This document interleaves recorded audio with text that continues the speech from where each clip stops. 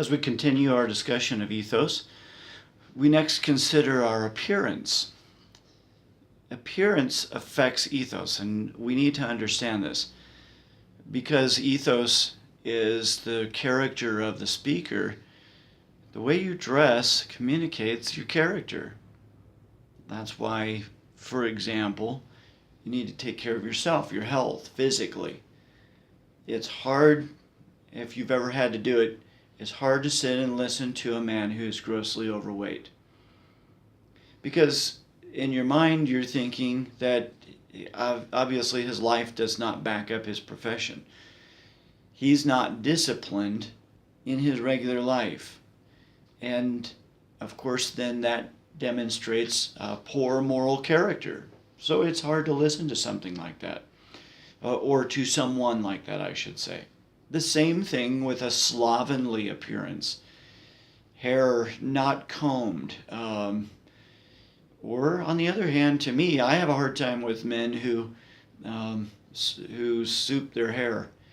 Just the grease job says to me that this is a vain fellow. Clothing. Shirts need to be ironed. Ties need to be on straight, unlike the way my videos sometimes appear. How is my tie? By the way, that's why when I record these videos, it's important to me to be dressed in a suit. Because appearance communicates your attitude. Your clothes display your respect or your lack of respect for your audience, or for the occasion, or for your subject matter.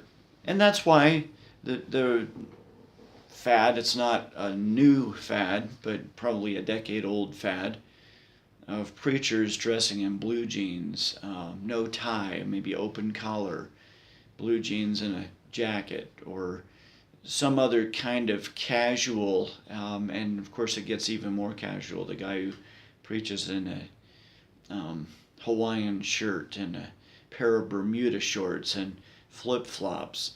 He communicates with his clothing. He wants to communicate that he's just a regular fellow, which is not what a preacher is called to be. He's not called to be a regular fellow. He's a shepherd. The shepherd's not supposed to look like the sheep. The sheep look like the sheep. The shepherd is distinct from the sheep. But it also communicates how casual he is towards the gospel, how casual he is towards his audience, how casual he is towards the occasion. It's church. He's in the house of God. They're gathered to worship God. I suppose if he was having a meeting with the president, whether it was a president he liked or disliked, I suppose that he could communicate that he's just an average fellow, just an average Joe, by dressing down to meet with the president. But I don't believe that would be appreciated by the White House staff. Because of the importance of the office.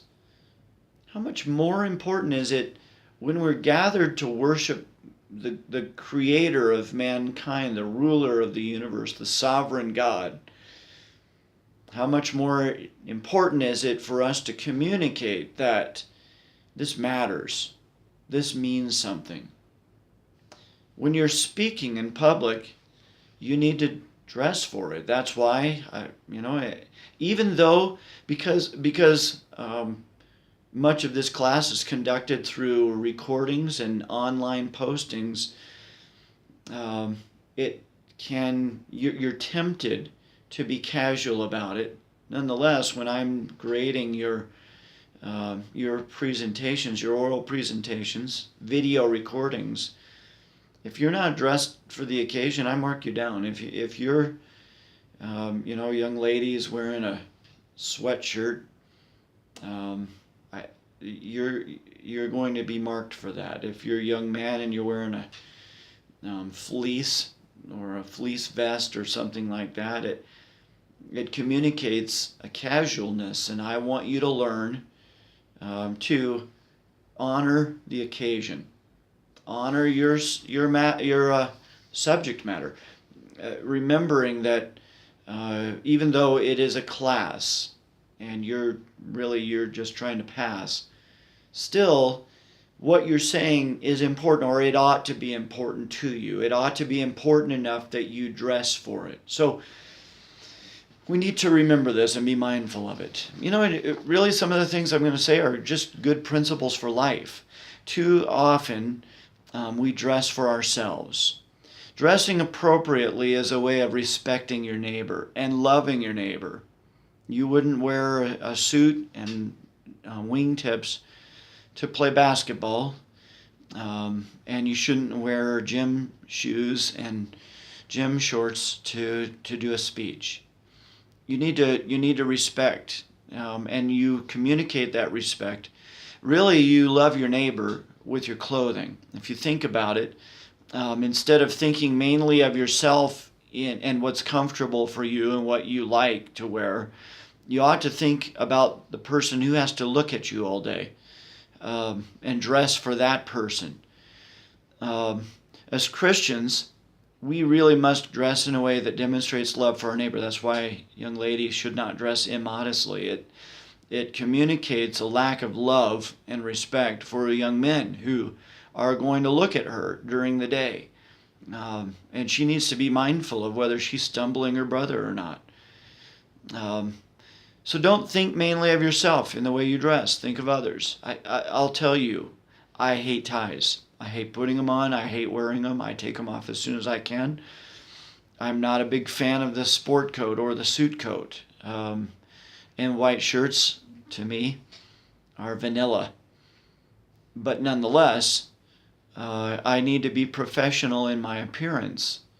I need to dress for the occasion. I need to look like this matters. And I communicate that with the way I dress. Now, appearance differs for written work.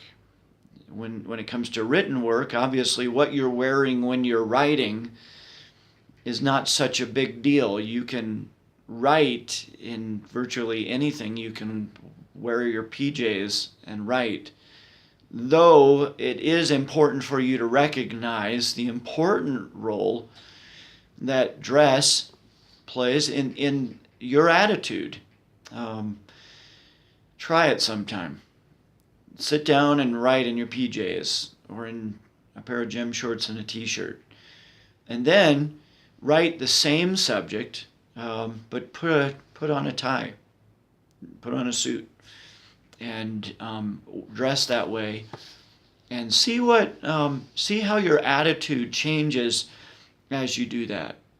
But in written work, the big important thing is that the presentation itself must be aesthetically pleasing. Microsoft Word provides you with all kinds of tools to make presentations that are aesthetically pleasing. And you should acquaint yourself with those tools and learn not to be silly. And sometimes people use word art and silly things like that make it look childish. A font style that is immature. Don't fall for that.